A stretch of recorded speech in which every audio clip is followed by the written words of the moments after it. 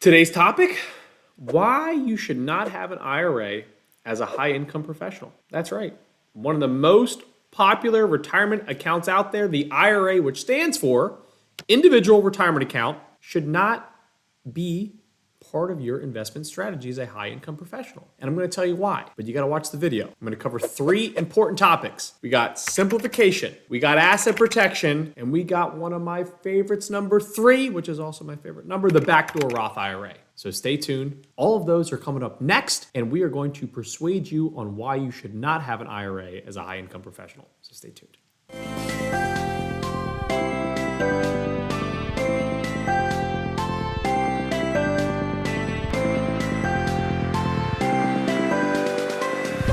First up, simplification. And I'm going to put a little caveat in here.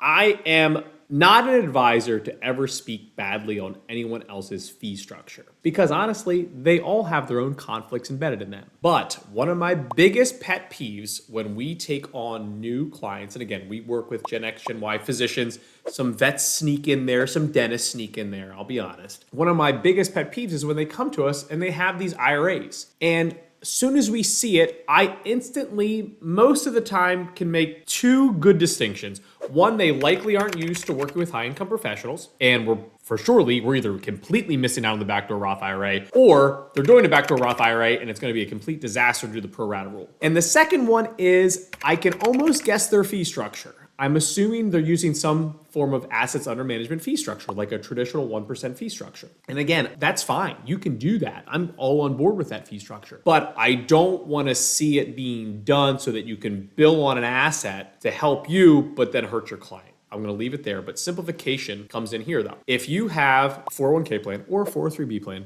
most physicians, academic medicine, you're going to see a 403b, not a 401k. When I say simplification, it's you rolling one account into the next, right? So you work at employer A. Okay, you leave employer A, you go to employer B, you roll that over, you roll that over, you roll that over. Now you could be sitting there, you could say, well, I can do the same thing with an IRA. 100% correct. You are 100% correct there. But a reason why I don't love the IRA is going to be because of the next 2 things, which is asset protection and also your backdoor Roth. But keeping it simple, you could have essentially one 401k plan, right? Your current one in there, or 403b. And then from there, you're going to have your other personal accounts. You're going to have your Roth IRA here, call it your traditional IRA, but it's just a pass-through account to do your backdoor Roth IRA.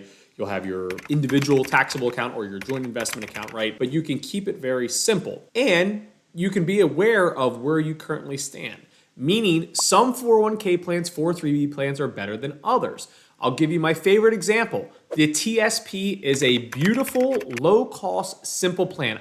A lot of other plans' fees have come down, but before they came down, I would always say the TSP was my favorite plan because of those low fees and it was extremely easy. It is extremely easy to understand. So whenever we would see a client that came to us and they're like, oh, I have this TSP, it only has like $2,000 in it, I just want to move those funds. Stop, no, keep that one because we can then use it to roll in other accounts, 401ks, 403bs, because once you leave an employer, you really have 2 options, maybe 3. You're either going to keep it in those funds or you're going to roll them to another account because those accounts could be what? You could either roll it into an IRA, which we don't love that one based on what we're going to cover in this video, or you could roll it into your new employers. Really in that example, you're just trying to see, does your current plan have a better investment lineup, better fee structure than your new one, and then kind of choose accordingly there. So keeping it simple, while this can pertain to both in terms of like the IRA and then also the 401k side of it or 403b, you can keep it simple here because you can really have that one 401k plan that you can continue to consolidate into, whether that's an old one or your new one. And then if you're sitting there and you're thinking, well, what if I don't have a good 401k plan? If by chance you have 1099 income, I know this is very popular in the physician world, whether it's from some form of business ownership or if it's just from doing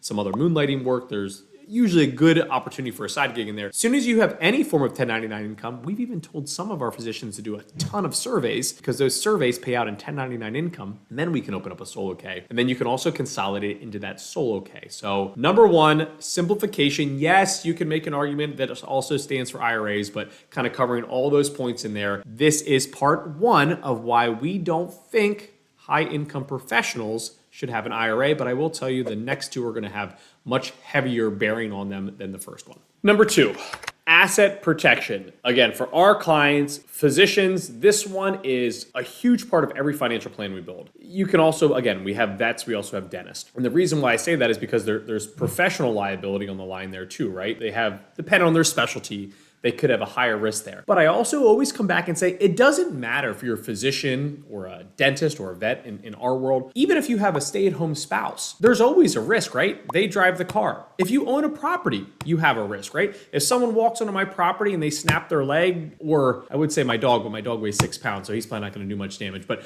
regardless, everyone has a chance for a liability lawsuit, right? And that's what we're trying to protect. Asset protection is all about those types of events, right? This is why we love umbrella insurance, but it's also why we really aim for good asset protection inside of our investment accounts. And one of the simplest things you can do is keep the funds inside of a 401k plan or a 403b plan because it's protected by ERISA. It is almost the definition of ironclad. It's one of the best forms of asset protection you can have. Now, if you do get into an IRA or a Roth IRA, there is still asset protection there in most states, but you also have to understand your state's rules, right? One of the largest states we have in this country, California.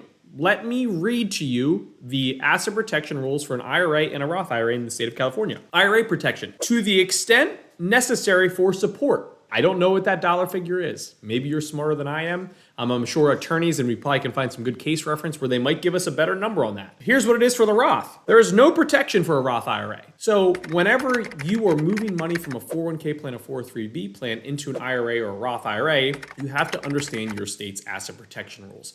And again, ERISA, 401ks, 403bs is very, very ironclad. Now, we're a firm that loves backdoor Roth IRAs. We do backdoor Roth IRAs every single year for pretty much every single household that we work with. So we still bring in Roth IRAs and asset protections. But the reason when you're starting there, we're not as concerned about it, I shouldn't say we're not as concerned, it's a dollar figure thing, right? Most people's largest account is going to be their retirement account. So you build this up, you move it over to an IRA, there is extra concern there. But asset protection is going to be stronger in your 401k and 403b compared to your IRA or Roth IRA, depending on your state's rules. But if you just want to remove that what if based on your state, because also remember, if you change states, that also changes, keep it simple in a 401k or a 403b plan. But most importantly, understand your state's asset protection rules. Talk to an asset protection attorney, especially if you're in a high risk occupation. But all of us are at risk, right? You know, I'm sitting here as a financial advisor while I'm not doing open heart surgery. I still drive a car. I still have a property. You know, we have kids have play dates. Things happen, right? So one other thing you can add in here is umbrella insurance. One of our favorite, probably one of our, maybe the top one, because it's also very low cost to get it, that umbrella insurance. But make sure you're adding that extra liability because that can also help in this conversation. But the number 2 reason why you should not have an IRA as a high income professional, asset protection. Number 3, which should have been my number 1 because you all know how much I love the backdoor Roth IRA. And this is one of the number 1 reasons as a high income professional, you should not have an IRA. You do not make too much money to do a backdoor Roth IRA. I got to be careful how I word it. You can make too much money to go directly to the Roth IRA, but you will never, based on current rules, and that could always change, make too much money to do a backdoor Roth IRA.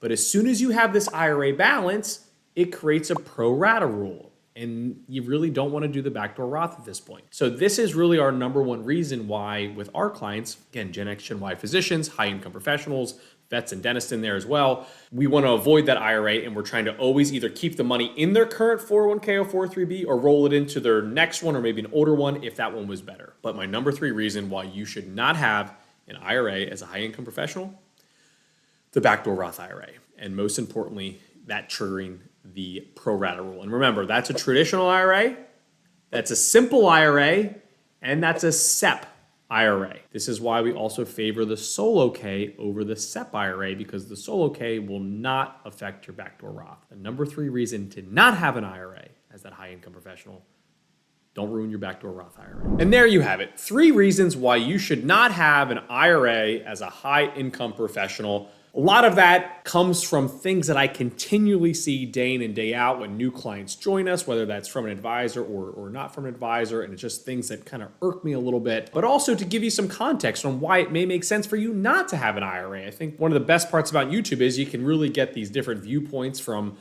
people that maybe work here or people that work here, they saw this, they saw that. And there's certainly circumstances where maybe an IRA is your only option, and we have to build around that. I think in today's world, it's more convenient with the 401k plans and the 403b plans because of how many lawsuits have been out there. Now those fees are much lower. They're keeping a better eye on them. The fees are lower. The fund lineup is better with better expense ratios. We're seeing more index funds. So that whole environment has changed, and it's only made it better and added even more context to really this argument that I've been making for over a decade now. So 3 things to keep in mind, 3 reasons why you shouldn't have an IRA as a high-income professional. As always, thanks for hanging out with me for the past 15 minutes or so here. If you have not subscribed to the channel, you can click here to subscribe to the channel. If you click on this little bell icon, you also get a notification every time we release a new video. As always, thanks again, and I will see you on the next video.